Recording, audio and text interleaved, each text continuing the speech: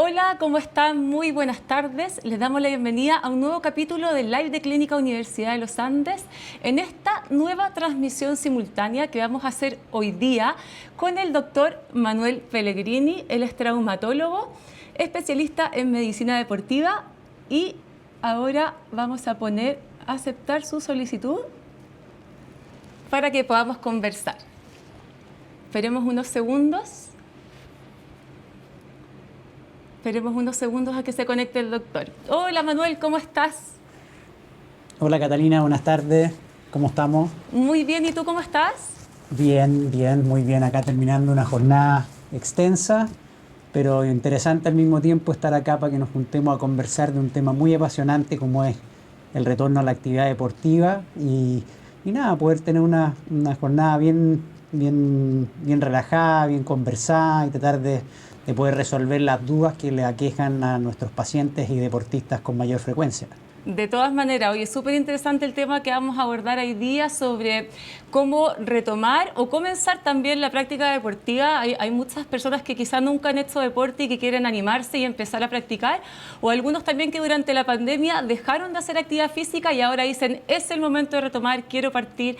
Así que la idea es que vayamos como repasando todos los temas y antes que comencemos me gustaría como darle la bienvenida a todos los que nos están viendo y también a tus seguidores de Instagram. Así que saludemos a todos quienes nos están mirando. Sí, bienvenido.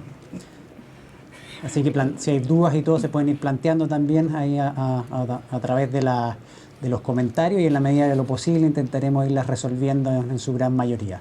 De todas maneras. Entonces, comencemos con la pregunta más bien general. ¿Cuáles son los principales beneficios de realizar actividad física? Bueno, la actividad física, la actividad deportiva o actividad física siempre va, independientemente de la intensidad y la frecuencia con que se haga, va a tener efectos beneficiosos para todo el mundo, desde pacientes más jóvenes a pacientes mayores, en verdad. Y eso principalmente se debe a que tiene un beneficio fisiológico directo, o sea, indirectamente las personas van a bajar de peso, van a bajar la presión, disminuyen los eventos o problemas cardiovasculares que potencialmente podrían haber, todo ese tipo de cosas y lo otro que tiene es que tiene un término que nosotros llamamos sinergia, o sea que se potencia con otras cosas, con hábitos saludables como son dejar de fumar, alimentarse de una mejor manera, hidratarse de una mejor manera, o sea, el globo de la persona mejora en el contexto no solamente por la acción directa del deporte, sino por la mejoría también de los otros hábitos que tenemos todas las personas. De todas maneras, ¿y tú dirías que es ideal comenzar a realizar actividad física desde los primeros años de vida? ¿Eso es como lo más recomendable? O sea, yo creo que como un buen hábito siempre, mientras más joven uno lo incorpore en su rutina, es más fácil mantenerlo. Obviamente nunca es tarde para empezar, ya yo jamás desalentaría a alguna persona o paciente interesado en empezar, pero sin duda yo creo que nosotros muchos como padres también tenemos el deber un poco de inculcarle a nuestros hijos que el deporte sea una parte importante de su vida, no necesariamente a un nivel de alta competencia o profesionalismo, pero sí que sea parte de la rutina del día a día y que es también un factor protector para muchas cosas, no solamente de salud como ya algo mencionamos, sino también mentalmente produce una sensación de bienestar y disminuye también la incidencia de problemas psicológicos que también se pueden presentar en las personas que se ven con más frecuencia en la gente que es más sedentaria.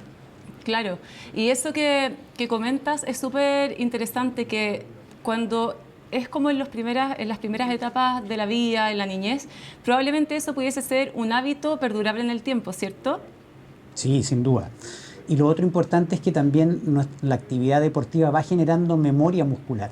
O sea, mientras más temprano sea en la edad, eso genera una activación muscular que después, aunque incluso las personas dejen de hacer un deporte, pueden incluso retomarlo y retomarlo de una manera fácil. No es como empezar de cero, sino que queda en alguna parte de ese subconsciente una noción de que se hizo deporte y se tiene una mentalidad de deportista, que se siente tal vez un poco incómodo cuando está mucho tiempo sin hacerlo.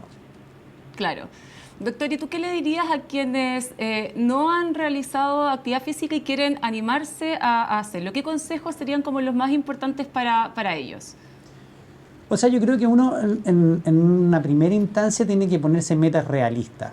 O sea, si uno no está haciendo deporte, uno no puede pretender de la noche a la mañana convertirse en un deportista de primera línea, sino que tiene que hacerlo en forma progresiva y con metas realistas, porque así, eso mismo, cuando uno va cumpliendo esas metas, se va abriendo el apetito por ir haciendo más cosas. O sea, proponerse, por ejemplo, hacer 2 o 3 veces actividad deportiva a la semana, en un tiempo prudente, 30 o 45 minutos, y con el objetivo de hacer deporte. O sea, nos sirve esa actitud de decir, no, es que yo camino mucho en mi trabajo, o mi trabajo también involucra movilizarse a distintos lugares.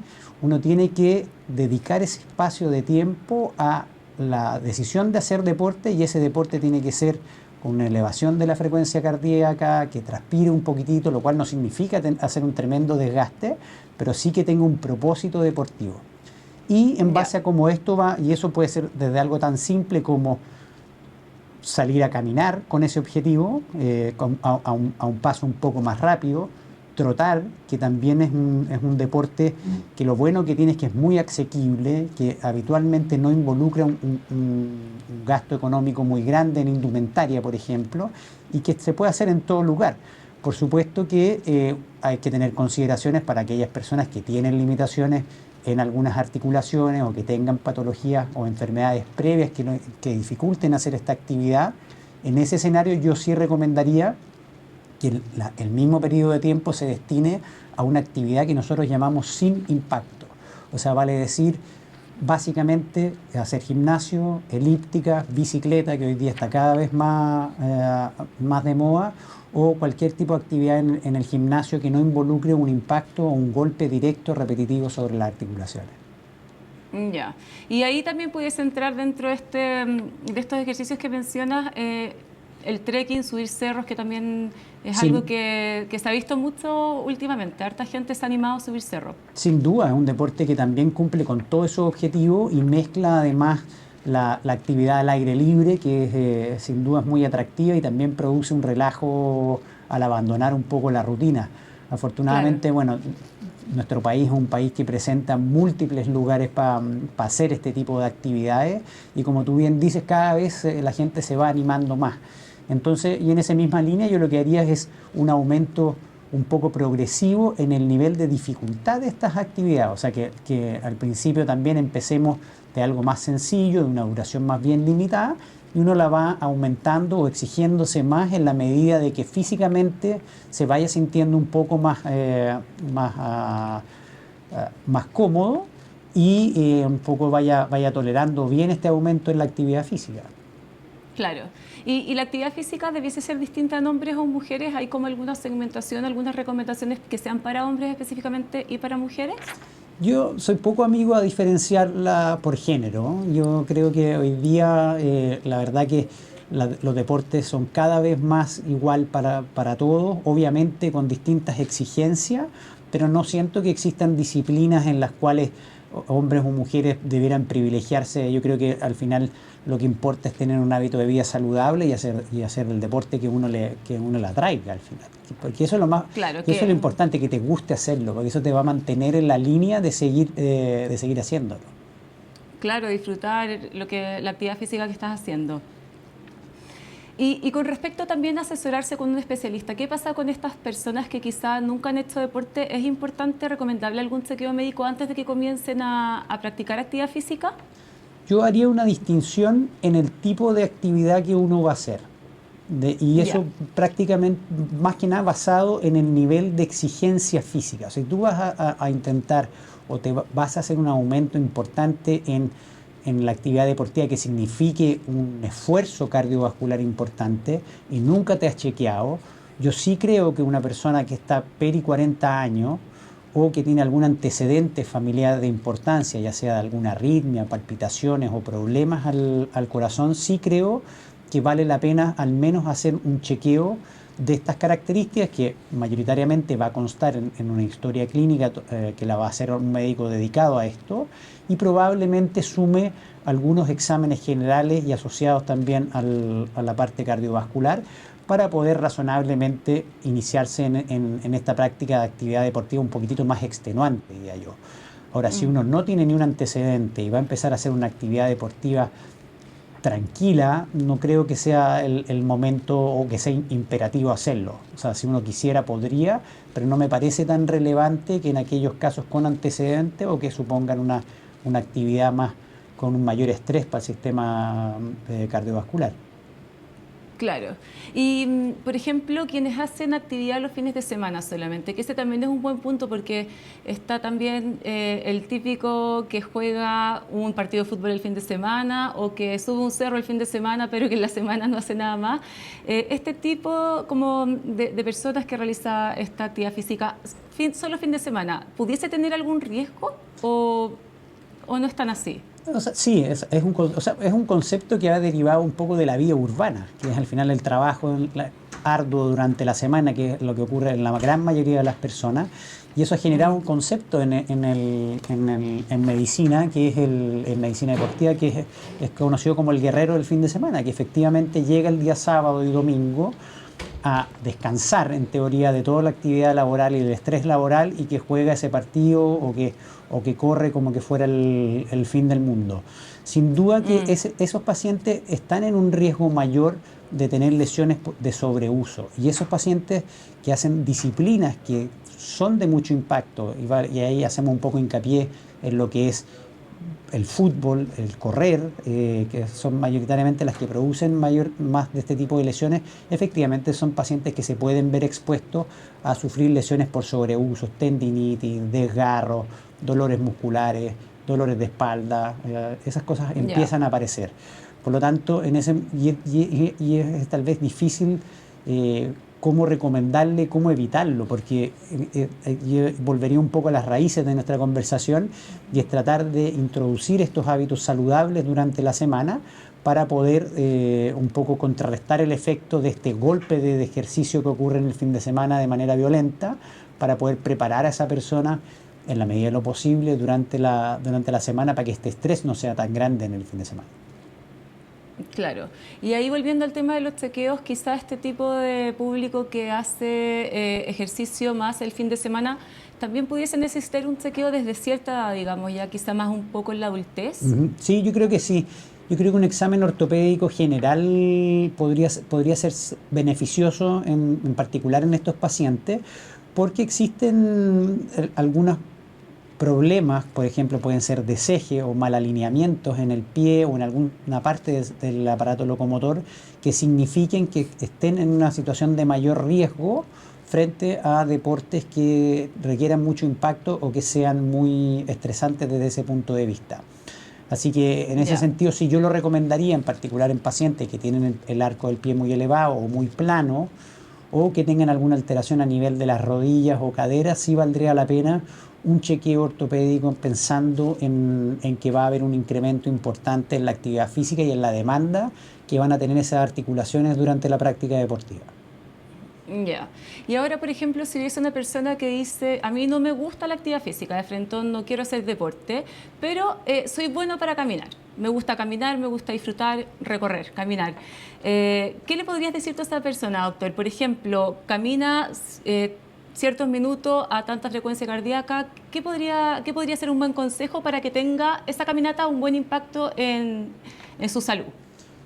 Bueno, de hecho es la recomendación principal que se hace para la gran mayoría de las personas, es caminar al menos 3 veces al día durante un periodo de 30 minutos con ese objetivo, donde haya un aumento de la frecuencia cardíaca que incluso te haga transpirar como levemente, es como porque si no uno tendría que estar tomándose la presión, o sea, la frecuencia cardíaca en forma constante, pero cuando uno camina con una velocidad razonable que ya produce una transpiración, que uno nota en la ropa que hay un efecto de aumento de la frecuencia cardíaca, es un buen elemento, y eso se ha visto que disminuye el peso, disminuye la presión, disminuye la tasa de eventos cardiovasculares. Entonces de hecho es lo que se recomienda a niveles organizacionales de salud para los pacientes, para la gran mayoría de los pacientes que no se ven en condición de poder hacer alguna otra actividad deportiva específica.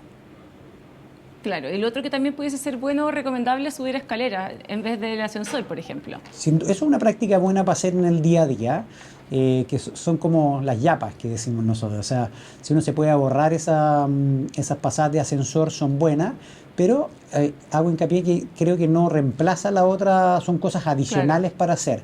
pero un poco lo que decíamos previamente es, yo creo que uno tiene que destinar tiempo específico a realizar la actividad deportiva, a no ser que uno tuviera que subir escaleras de un edificio de 50 pisos, pero que no es lo que habitualmente se da, pero son buenas yapas para hacer durante el día a día, cosa de poder mantener una tonicidad muscular en las piernas adecuada que te permita también hacer actividad deportiva y pasarlo bien al final. Perfecto. Mira, doctor, nos están llegando algunas preguntas de Javita. ¿Qué pasa con las personas jóvenes diagnosticadas con hipertensión y que son deportistas? ¿Qué consejo podría darle a este tipo de personas con hipertensión? Bueno, ese es un paciente, y es buena la pregunta, porque la hipertensión arterial esencial en general es una enfermedad que aparece más tarde en la vida. Entonces, cuando un paciente es joven y está diagnosticado con hipertensión arterial, ese paciente tiene indicación de ser evaluado específicamente por un médico, como estábamos comentando previamente, porque hay que descartar causas secundarias de presión arterial elevada. No es normal que un paciente joven tenga una presión elevada porque sí. Una vez que uno lo descarta, podría seguir las recomendaciones normales, pero es posible que este paciente requiera estudios adicionales para poder descartar algunas enfermedades que pueden producir estos problemas. Perfecto. Doctor, y también con respecto al tema de rutina deportiva, a muchas personas les cuesta también. ¿Podría ser recomendable fijarse una meta, un objetivo y decir ya, esta semana voy a hacer deporte 3 veces a la semana, este día, en tal horario? ¿Pudiese también contribuir a lograr esta meta? Sí, yo creo que la organización en este sentido es clave. Es difícil dar recomendaciones de horarios o días porque cada rutina y cada vida de cada persona es diferente. Entonces uno tiene que ver cómo incorporarlo en su semana. Ahora, claro, es cierto que mientras más tarde en el día es más difícil hacerlo porque uno está más cansado. Pero bueno, hay que buscar un momento. Yo creo que al menos reservar 2 días durante la semana y 1 durante el fin de semana es una buena estrategia.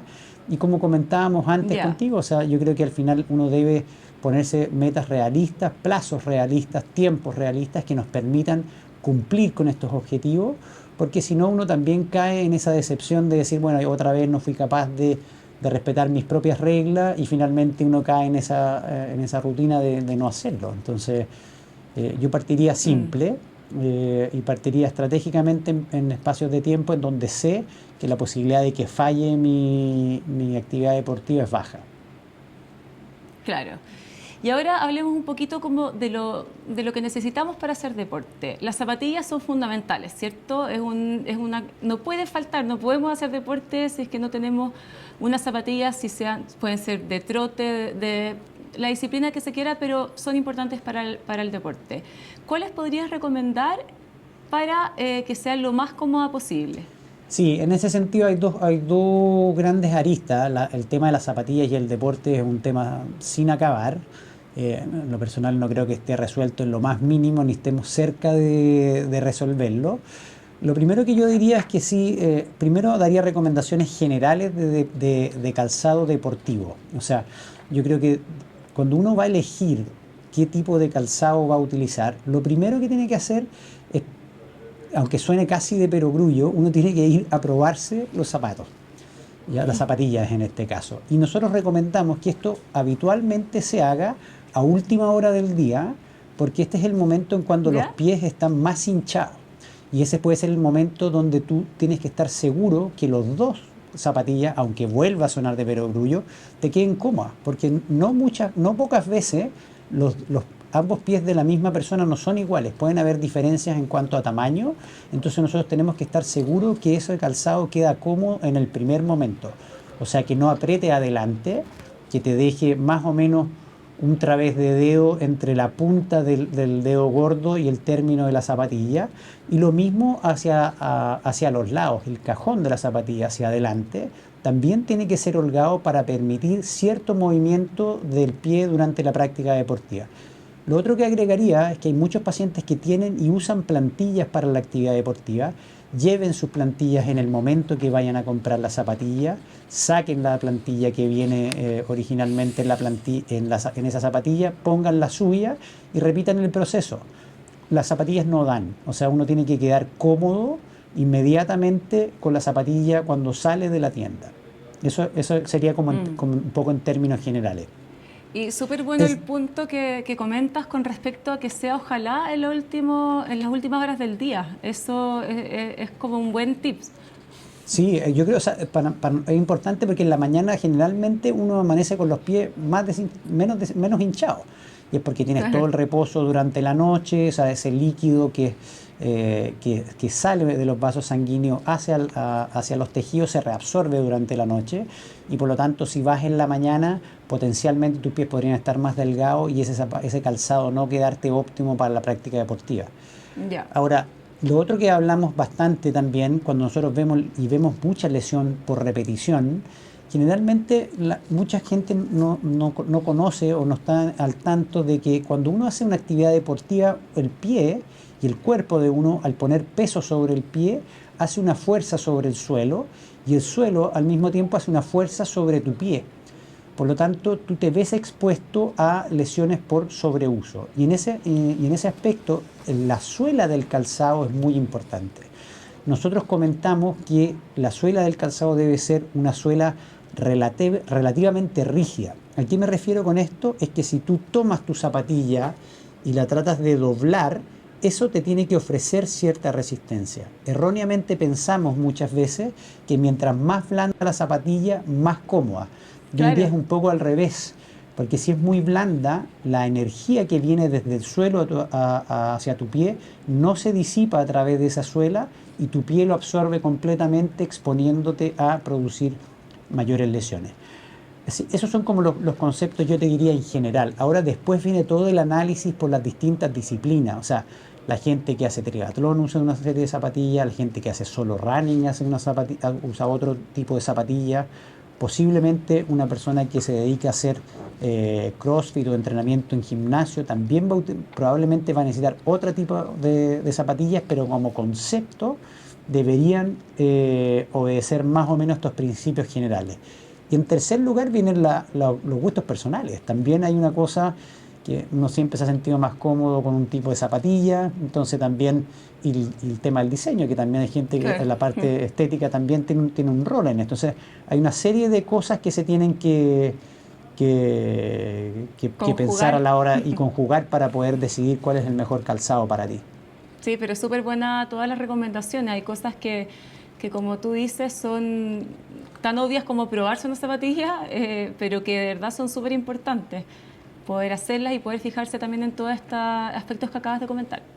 Sí, y eso un poco, coincido totalmente contigo. Hoy día estamos en una era en donde las compras por el teléfono son cada vez más fáciles. Entonces, Sí. cada vez cuesta más movilizarse, ir al lugar a comprarlas. Entonces, casi que uno que prefiere comprarla que llegue y si te llega mal, devolverla.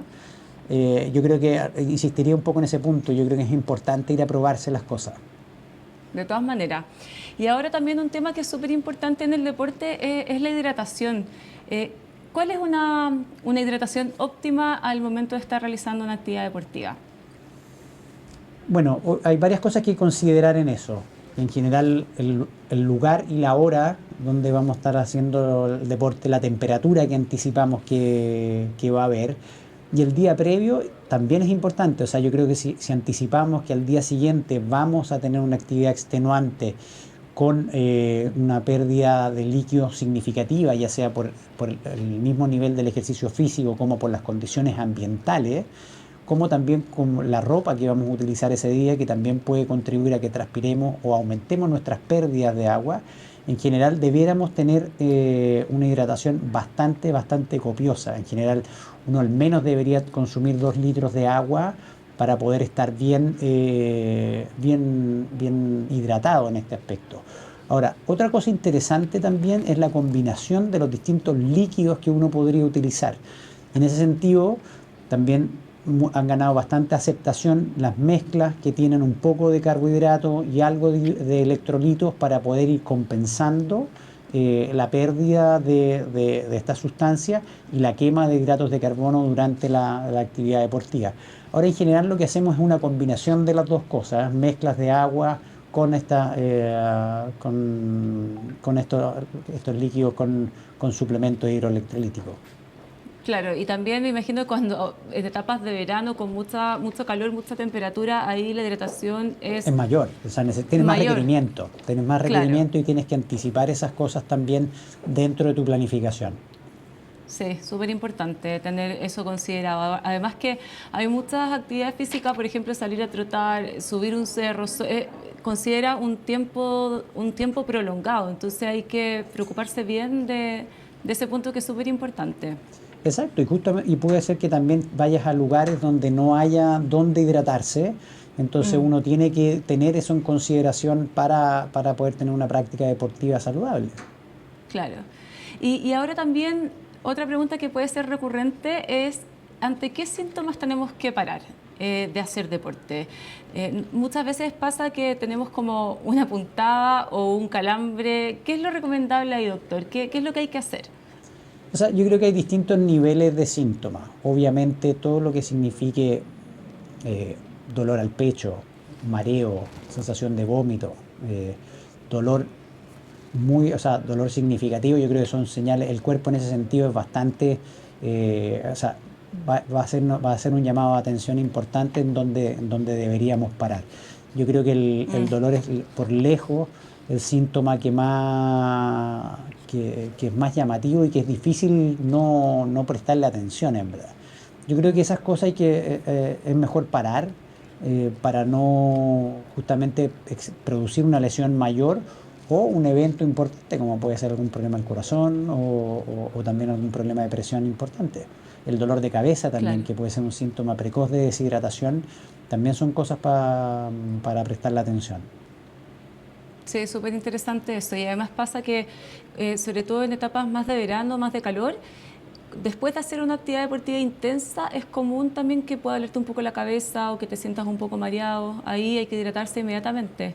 Sin duda, sin duda. Y también tener ojo con la toma de medicamentos también en ese momento. O sea, cuando uno está deshidratado, los antiinflamatorios también tienen que ser utilizados con cierto cuidado y siempre bajo prescripción médica. Sí, no, el tema de la automedicación es tremendo, así que siempre, como dices, con recomendación de un doctor, de un especialista.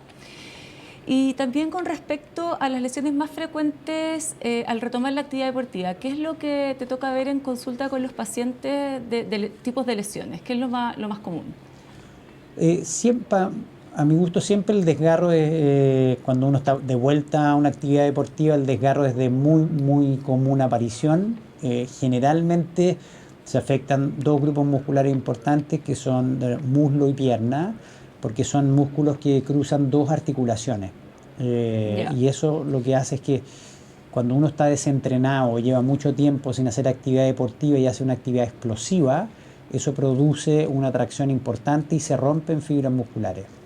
Y la típica conversación que tenemos con los pacientes acá es que a pesar de que uno deja de hacer deporte por un tiempo prolongado, en la cabeza de uno sigue siendo deportista. Entonces, si vas a jugar fútbol o si vas a correr, en tu cabeza sigue estando igual que antes, solamente que estás desentrenado y por lo tanto te autoexiges de la misma manera, lo cual te expone a este tipo de lesiones. Y volvemos un poco a la recomendación del retorno en forma progresiva a esto, para justamente evitar este tipo de lesiones. Las otras cosas que pasan mucho, y sobre todo en corredores, son las tendinitis aquileanas, que las vemos, estas están a la orden del día. Tienen como dos grandes pics. Uno es, como te diría, cuando se va a acabar el invierno, tipo septiembre, y en la previa también de la Maratón de Santiago, que es cuando también empiezan a aparecer eso y que reflejan un poco el ímpetu de nuestros deportistas, donde ya están sumando y sumando kilómetros. Entonces, siempre insistir un poco en ese tema que incluso es de perogrullo, y cuando vienen a la consulta siempre al final hay un grado de reconocimiento de que la elongación a la cual el tiempo que dedicamos a la elongación es súper, súper escaso. Y es curioso porque Sí. la elongación también es parte del entrenamiento. Nosotros, por algún motivo, bueno, todos al final cuando están entrenando, sienten que cuando están elongando están perdiendo tiempo de entrenamiento, en verdad. Cuando al final eso también te prepara para desarrollar tu entrenamiento de una mejor manera, en particular en deportes de alta exigencia como es el running. O sea, esos tendones se ven expuestos a repetición, se ven expuestos a degeneración que ocurre con este trauma repetitivo, y por lo tanto la flexibilidad de estos tendones tiene que estar siempre en un punto óptimo para poder disipar esa energía y que no se concentre ahí, lo que va a llevar inevitablemente a lesiones. Lo mismo que si tienes mal alineamientos, pie plano o arcos muy elevados, también influyen en que este tendón se sobrecargue de mayor manera. Entonces, esas cosas tenemos que considerarlas. Y lo otro también, que es una lesión muy frecuente, no solamente en los corredores, pero también en personas que realizan actividad deportiva a menor intensidad, son las fascitis plantares, que es el dolor en el talón, que también puede ser conocido como el espolón calcáneo. Es justamente también el sinónimo de que la elongación de los gemelos no es adecuada y sufre este tendón que está en la planta del pie y produce un dolor muy importante al levantarse en la mañana o después de reincorporarse, después de estar sentado un tiempo prolongado. Y la verdad que duele bastante. Entonces, a esos pacientes también hay que hacerles bastante hincapié de que tienen que trabajar en esta elongación. Ya, perfecto. Doctor, nos llega una pregunta de Pablo. Él nos cuenta que hace ciclismo 2 días a la semana entre 20 y 30 kilómetros, pero, perdón, que el fin de semana hace más o menos 100 kilómetros durante esos días, que es bastante. Y consulta si puede reemplazar el agua por estas proteínas con leche que se usan también en alto rendimiento. ¿El agua durante la práctica del ciclismo? Sí. Si puede reemplazar el agua por estas leches con proteína. Claro, es que en general, Pablo, te diría que, bueno, mi primera recomendación sería que durante la práctica del ciclismo no le veo mucho sentido a incorporar proteínas dentro de tu estrategia nutritiva o de hidratación, porque la proteína es un elemento que se digiere muy lento en el sistema digestivo. Por lo tanto, aunque tú la incorpores durante la práctica deportiva, cuando tú realmente la puedas digerir y utilizarla en tu organismo, tu práctica deportiva ya va a haber terminado. Con lo cual, no es el momento para aportar proteínas exclusivamente. Yo te diría que es mucho más beneficioso la incorporación de carbohidratos durante la práctica deportiva, que puede ser incorporados a través del líquido o de algún gel, porque esos sabemos que tienen digestión mucho más acelerada y va a proveer a tus células de glucosa, que es lo que necesitan para activar y movilizar tus fibras musculares. Eso es lo que tú necesitas durante la práctica deportiva, además de una buena hidratación. Ahora, si ya vas a hacer ejercicios más prolongados, en algún momento probablemente vas a tener que comer algo, pero no pienses que esa proteína te va a ayudar tanto, te va a ayudar más esa sensación de hambre para poder calmar un poco ese proceso, pero la nutrición deportiva debiera consistir básicamente en electrolito, magnesio y glucosa durante la práctica deportiva. El resto, sí, si ya estás haciendo ciclismo en forma periódica, deberías incorporar dentro de tu suplementación deportiva la toma de proteína o de aminoácidos, y en ese sentido te recomendaría que te asesoraras con nutriólogos deportivos para que te armen una pauta y requerimientos organizados en base a tu propia morfología corporal y a la carga de deporte que tú estás haciendo. Doctor, y con respecto al tema de las lesiones, volviendo un poco a eso, ¿qué es lo que debemos hacer cuando nos lesionamos? Siempre existe la duda como, ¿tengo que ponerme frío, tengo que ponerme calor? ¿Qué es lo que podrías recomendar en estos casos que muchas veces no sabemos qué hacer?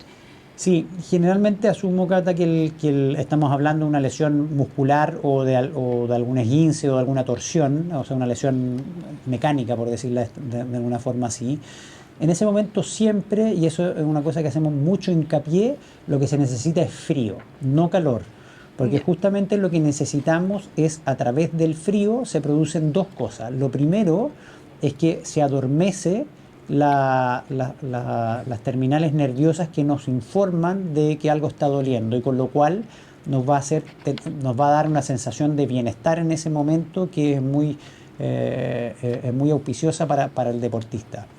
Y lo otro que hace es que al bajar la temperatura local a través del frío, también se disminuye la llegada de sangre hacia el lugar de la lesión, con lo cual tú contienes la inflamación y contienes el daño que se produce como consecuencia de la inflamación. Porque ante cualquier lesión, hay una lesión que ocurre en el momento del accidente, pero también hay una segunda parte de la lesión que ocurre por nuestros propios mecanismos inflamatorios. Y esa es la parte que podemos controlar con frío. El calor, en mi opinión, no tiene ni una indicación en lo agudo, y sí probablemente lo tenga durante la rehabilitación de las lesiones, pero no en el momento de la lesión. Perfecto. Doctor, y bueno, para ir cerrando esta conversación, me gustaría que le dieras un mensaje a quienes nos están viendo para que se animen a hacer deporte y, retomando un poquito el inicio, los cuidados que te dieron, las recomendaciones generales más bien para que se animen y empiecen a hacer actividad física. Bueno, primero muchas gracias por la invitación, estuvo muy buena la conversación, creo que tocamos hartos temas interesantes y de contingencia para la gran mayoría de nuestros seguidores y los pacientes de Clínica Universidad de los Andes.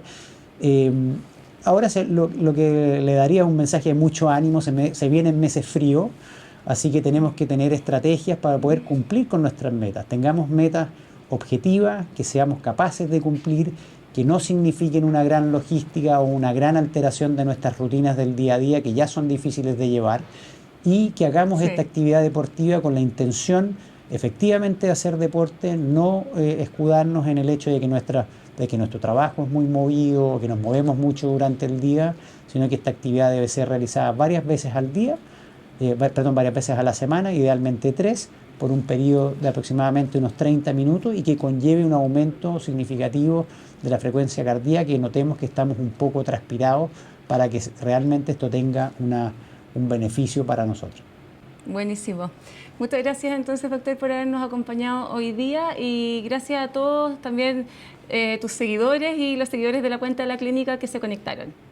No, gracias a ti. Nos estamos viendo. Nos estamos viendo. Muchas gracias. Saludos a todos. Que estén bien. Chao, chao. Chao.